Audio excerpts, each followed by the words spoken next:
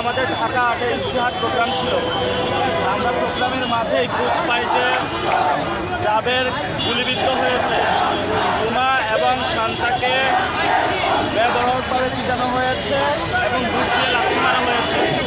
আমরা তৎক্ষণাৎ আমাদের ইশতেহারের যে প্রথম দফা দাবি শহীদ ওসমান হাদি ভাইয়ের বিচার, এই বিচারের দাবিতে এবং ইনকিলাব মঞ্চে যারা আছে তাদের উপর নির্যাতনের প্রতিবাদে মিছিল ইউনুস স্যারের বাসার সামনে দিয়ে আমরা প্রদর্শন করে শাহবাগ পর্যন্ত আসি।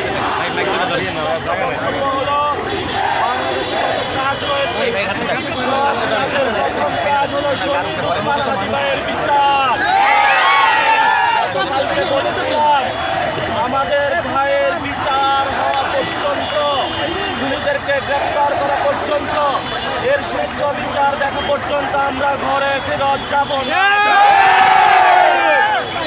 আমরা এখনো বলছি বাংলাদেশে নির্বাচন হবে, সাথে সাথে শহীদ ওসমান হাদি ভাইয়ের বিচার হতে হবে, হতে হবে, হতে হবে।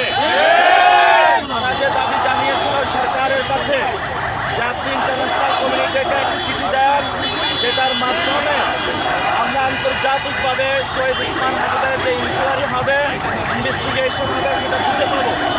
এটা খুবই একটা ছোট দাবি, এটা সরকার পূরণ করতে পারবে না এমন নয়, কিন্তু আজকে তাদের উপরে যেভাবে জল কামান, রাউন্ড বুলেট তাদের উপরে নিক্ষেপ করা হলো, রাবার বুলেট, এটা ন্যাক্কারজনক। বাংলাদেশে আমরা এর তীব্র নিন্দা এবং প্রতিবাদ ঘোষণা করছি।